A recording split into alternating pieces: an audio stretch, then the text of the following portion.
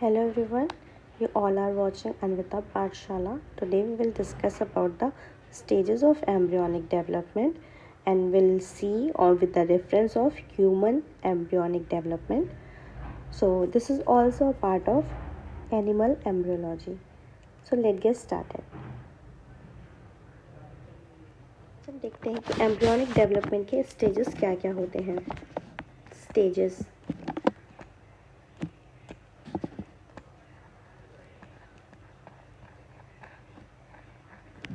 इसके जो स्टेजेस होते हैं वो 4 स्टेजेस होते हैं. कितने स्टेजेस होते हैं? 4 स्टेजेस होते हैं और उनके नाम है morula stage, blastula,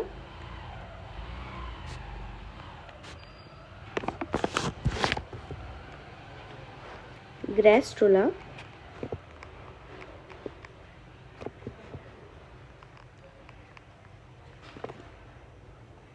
and last one is न्यूरोला.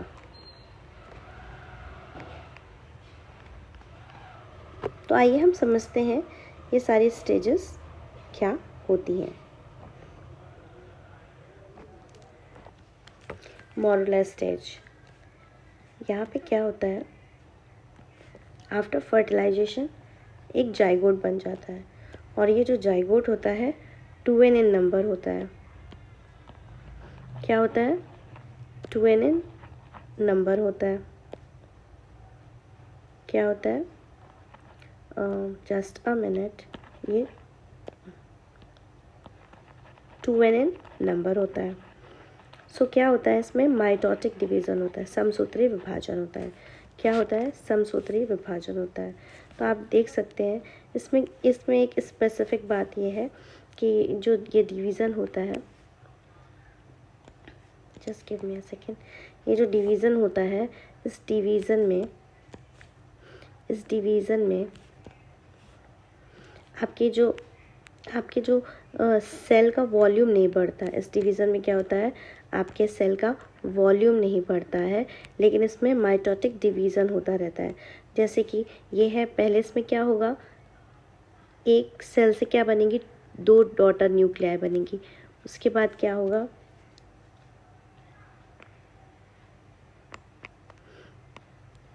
मे भी हो सकता है डायग्रामेटिक रिप्रेजेंट करने में आपका जो सर्कल है वो छोटा बड़ा हो सकता है. फिर क्या है? इन दो सेल्स में 2 डॉटर न्यूक्लियाई में फिर डिवीज़न होएगा. ठीक है, मैं एक समझा रही हूँ. तो ये क्या हो जाएगा? 4 सेल स्टेज हो जाएगा. ठीक है, फिर इन 4 डॉटर न्यूक्लियाई में फिर आपका सेल डिवीज़न होएगा. लेकिन इसकी जो सेल का वॉल्यूम है वो बढ़ेगा नहीं, ये अपने में ही एग्रीगेट होती जाएंगी. फिर इसमें डिवीज़न होगा. ठीक है, डिवीज़न होगा तो क्या होगा? यहाँ पे 8 सेल बन जाएंगी. 1 2 3 4 5 6 7 8 सेल बन जाएंगी. लाइक हम कह सकते हैं पहले 2 थी, 2 से 4 हुई, 4 से 8 हुई, 8 से 16, 16 से 32 और फर्दर ऐसे ही बन जाएंगी. तो ये जो मोरुला होता है और कुछ नहीं, एक सॉलिड बॉल लाइक स्ट्रक्चर दिखाई देने लगता है. कैसा दिखाई देने लगता है? एक सॉलिड बॉल लाइक स्ट्रक्चर दिखाई देने लगता है जिसमें क्या है? रैपिडली माइटोटिक डिवीज़न हो रहा है, लेकिन इसके सेल वॉल्यूम इसका नहीं बढ़ रहा है. तो ये स्टेज क्या कहलाती है? मोरुला स्टेज कहलाती है. अगर हम इसका माइक्रोस्कोपिक व्यू देखेंगे तो ये आपको दिखाई पड़ेगी मलबेरी के जैसी. ठीक है, मलबेरी मतलब सहतूत आपने देखा होगा, उसके जैसी दिखाई देती है.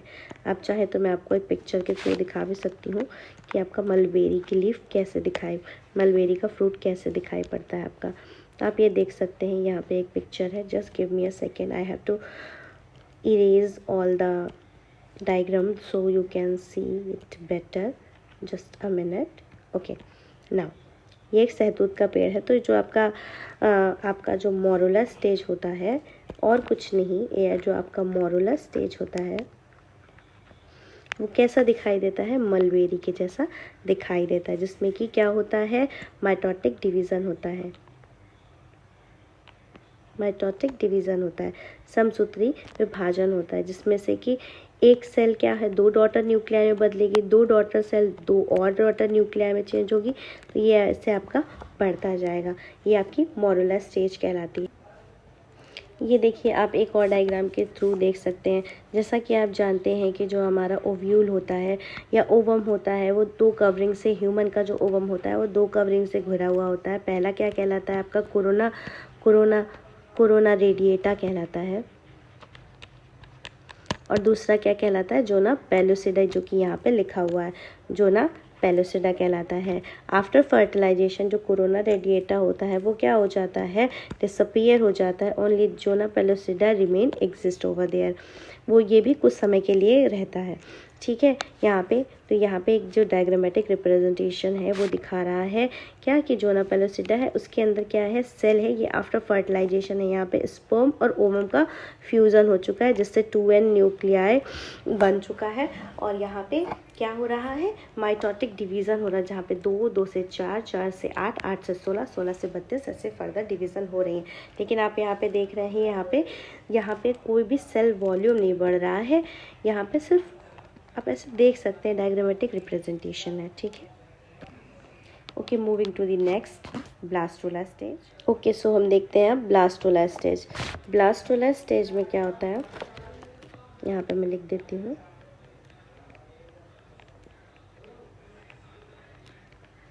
ब्लास्टोला में क्या होता है, जो सेल्स होती हैं वो रीअरेंज हो जाती हैं। ठीक है, जो सेल हो जाती है वो रीअरेंज हो जाती है, और जो सेल आपके सेल डिवीज़न के बाद बनी है इनको हम क्या कहते हैं, ब्लास्टोमियर्स कहते हैं। ब्लास्टोमियर्स कहते हैं, क्या कहते हैं इन्हें, हम ब्लास्टोमियर्स कहते हैं। लेकिन अगर हम ह्यूमन के, ऐसे तो हम इन्हें ब्लास्टोमियर कहते हैं, क्या कहते हैं, जस्ट अ मिनट, राइटिंग बहुत गंदी बन रही है। ओके, सो इसे कहते हैं हम ब्लास्टोमियर। लेकिन अगर हम ह्यूमन के रेफरेंस में कहते हैं, इसको हम कहते हैं ब्लास्टोसिस्ट। क्या कहते हैं हम, ब्लास्टोसिस्ट कहते हैं। ये जो छोटी छोटी सेल्स होती हैं इनको ही हम क्या कहते हैं, या तो ब्लास्टोमियर कहते हैं या ही ब्लास्टोसिस्ट कहते हैं। तो ये ब्लास्टोसिस्ट हम किसके रेफरेंस में कहते हैं, ह्यूमन के, मैमल के रेफरेंस में ब्लास्टोसिस्ट कहते हैं। ओके, सो हम देखते हैं कैसे ये, just give me a second, मैं फिर से ड्रॉ कर देती हूँ। इसमें क्या होता है, मैं एक डायग्राम के थ्रू आपको समझाती हूँ कि ये जो ब्लास्टोला स्टेज होती है उसमें कैसे होता है। Give me a second.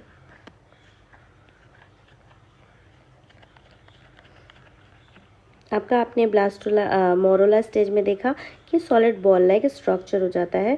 अब ब्लास्टोला आते आते ये आपका जो फर्टिलाइजेशन आपको पता होगा कि इस्थमस एम्पुलरी रीजन में होता है, जो कि आपका यूटेरस का पार्ट होता है।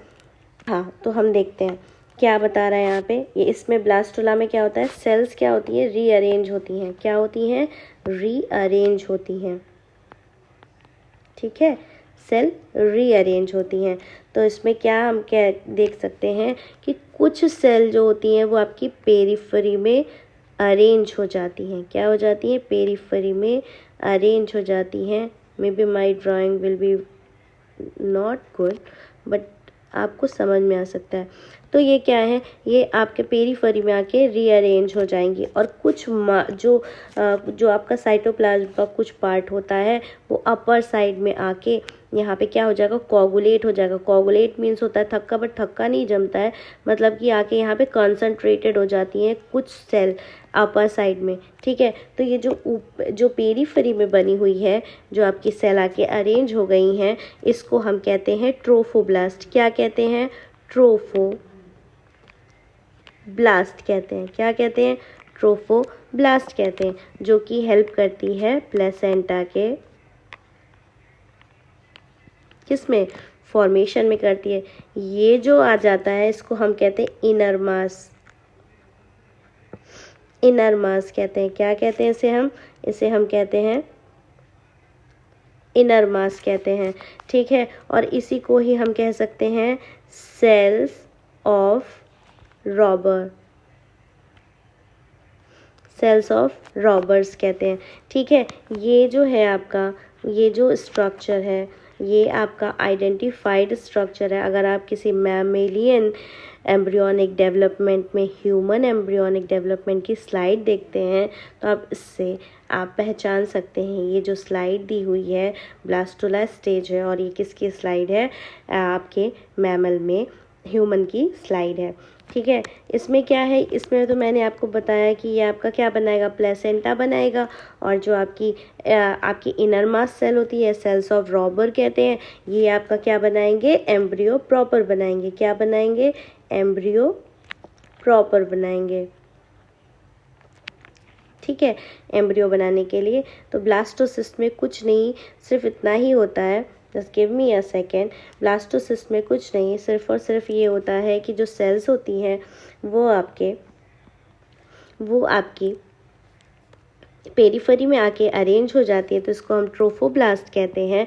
और उसके बाद जो बीच की सेल होती हैं उसको हम इनर मास या सेल्स ऑफ रॉबर्स कहते हैं, जो कि एम्ब्रियो बनाने में मदद करती हैं। और बीच एक कैविटी फॉर्म हो जाती है जिसको हम क्या कहते हैं, ब्लास्टोसील कैविटी कहते हैं।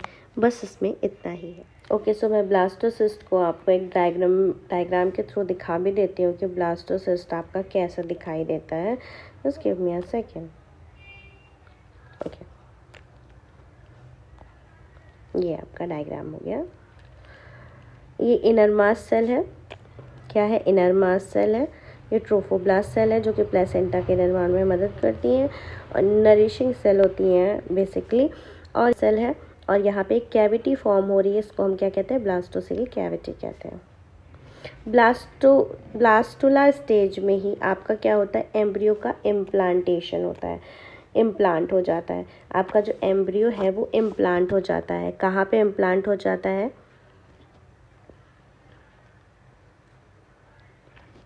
आपका एम्ब्रियो जो है इम्प्लांट हो जाएगा 8 to 7 डेज़ के अंदर। आपका एम्ब्रियो जो है वो एंडोमेट्रियम में आके इम्प्लांट हो जाएगा। इसी स्टेज में आपका जो एम्ब्रियो है या जाइगोट है वो इम्प्लांट हो जाता है। और जब ये इम्प्लांट हो जाता है तो यहाँ पे प्लेसेंटा से एक हार्मोन रिलीज़ होता है जिसको हम HCG हार्मोन कहते हैं। इसका फुल फॉर्म होता है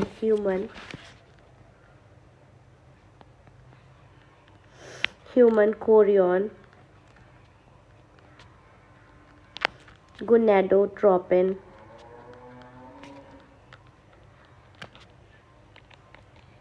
हार्मोन, जो कि क्या है, प्रेगनेंसी को कंफर्म करता है। क्या हम बात करते हैं, गैस्ट्रुलेशन या gastrula stage. Gastrula stage basically क्या है, आपका मॉर्फोजेनेटिक मूवमेंट होता है।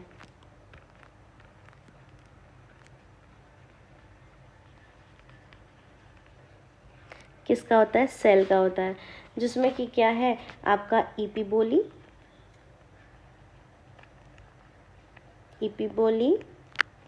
एम्बोली, इन्वोल्यूशन, इंग्रेशन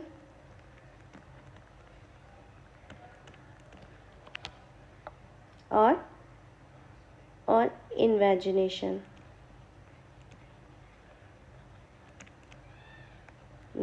आता है। सॉरी, ब्लास्टुला जो आपका होता है, अभी मैंने बताया, वो क्या होता है, वो इम्प्लांट हो जाता है यूट्रस के एंडोमेट्रियम में। उसके बाद आपका गैस्ट्रुलेशन प्रोसेस होता है। गैस्ट्रुलेशन प्रोसेस होता है और कुछ नहीं, 3 जर्म लेयर का निर्माण होता है। ठीक है, और इसमें आप बहुत सिंपली कह सकते हैं, it is a morphogenetic movement. What it is अ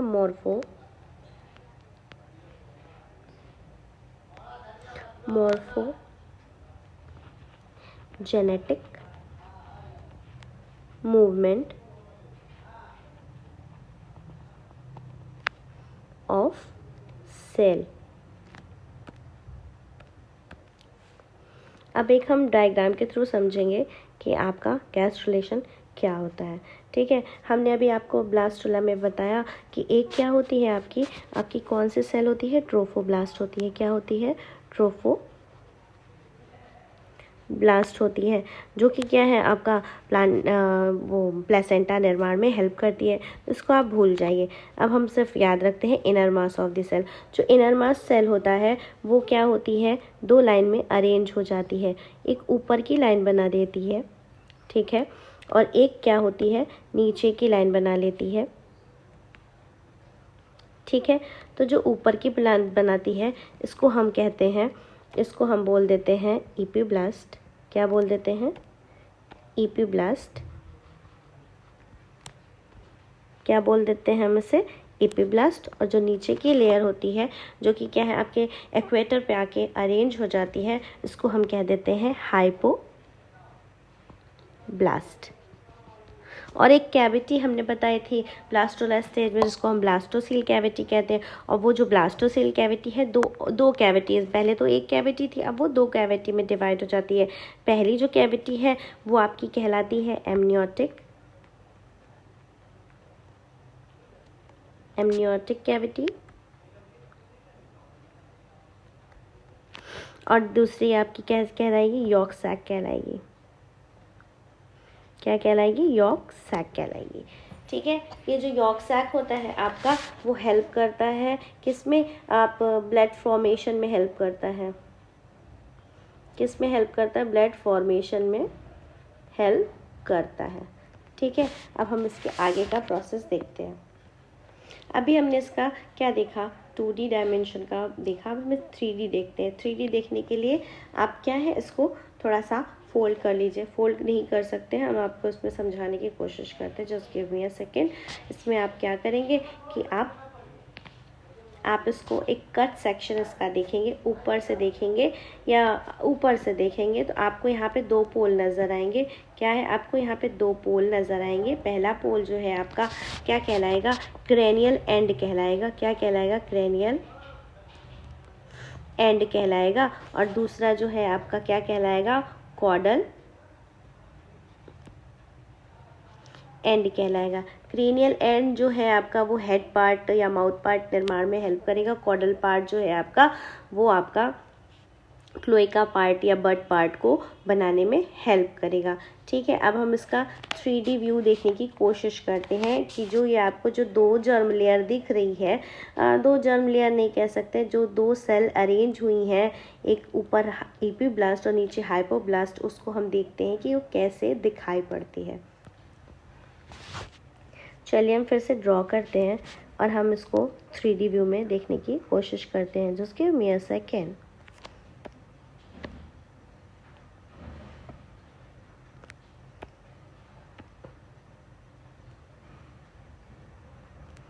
और इसको हम क्रेनियल एंड से देखने की कोशिश करेंगे।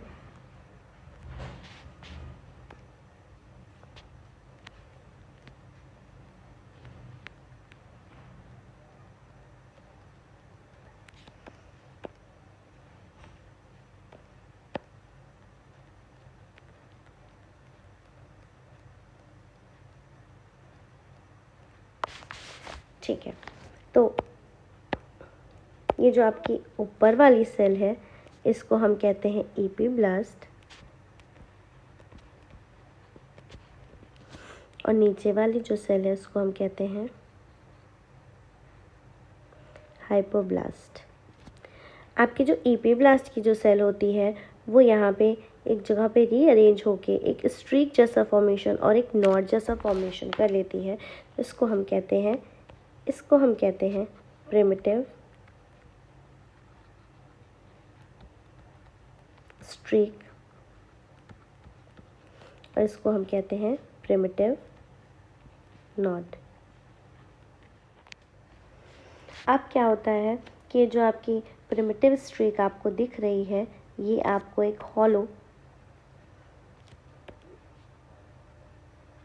ये आपको ट्यूब जैसे दिखाई पड़ने लगती है और एक ग्रूव जैसा दिखाई पड़ने लगता है। तो इसकी जो आपकी इसको हम कहते हैं, ये जो आपको एक पिट जैसा दिखाई पड़ता है,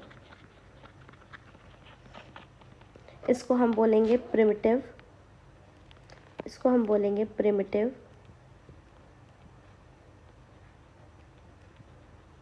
पिट, और एक जो ग्रूव है इसको हम बोलेंगे प्रिमिटिव ग्रूव। यहाँ जो आपकी प्रिमिटिव पिट की जो आपकी कुछ सेल्स होती हैं, इनमें एबिलिटी होती है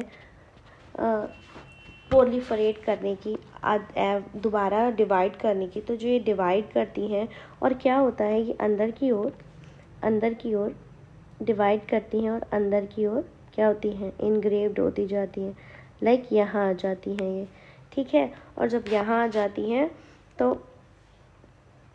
just give me a second, okay, जब ये यहाँ आ जाती हैं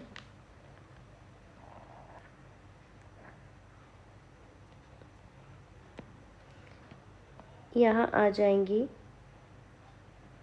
तो क्या करेंगी, ये एक और लेयर का फॉर्मेशन कर देंगी। क्या करेंगी, ये एक और लेयर का क्या कर देंगी, फॉर्मेशन कर देंगी। और ये क्या करेंगी, ये ऊपर वाली जो लेयर है आपकी वो कहलाने लगेगी एक्टोडर्म। मिडिल लेयर जो है वो आपकी मेसोडर्म, और इनर जो मोस्ट है वो आपकी क्या कहलाएगी, एंडोडर्म कहलाएगी।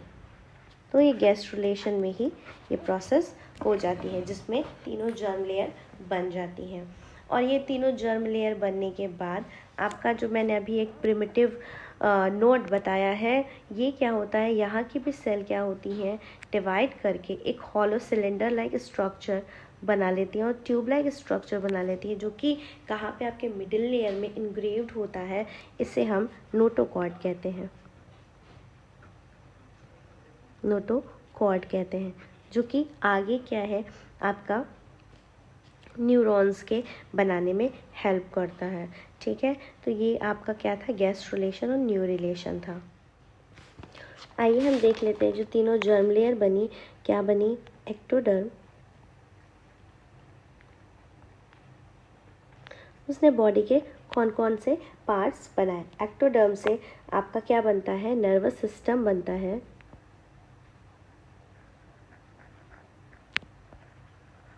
नर्वस सिस्टम बनता है, और क्या बनता है आपका, एपिडर्मिस बनती है,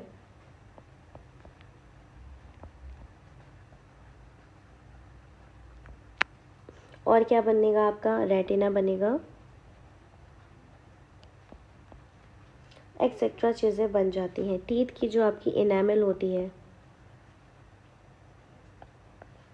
वो भी इसी से बनती है। इंटरनल जो ईयर होता है क्या है, एक्टोडर्म से ही बनता है। आइए हम देख लेते हैं मेसोडर्म से क्या क्या बन सकता है या क्या बनता है। आपका मेसोडर्म से आपका बनता है एक्सक्रीटरी सिस्टम,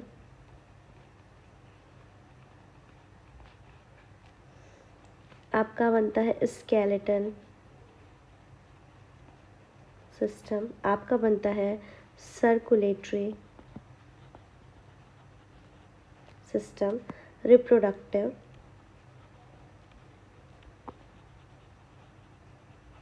सिस्टम, और आपका एंडोडर्म से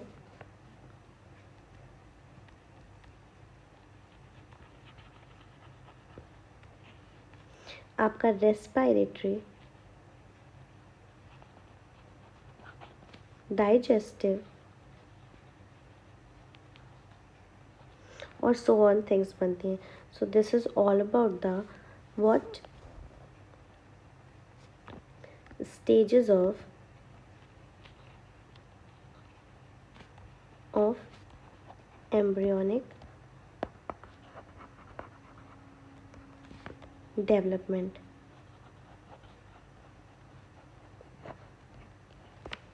I hope I make you clear that how many stages are there, कितनी stages हैं और कौन कौन से stages में क्या बन रहा है। अगर आपको मेरा वीडियो पसंद आया हो तो उसे लाइक, सब्सक्राइब और शेयर ज़रूर करें। Thanks for watching.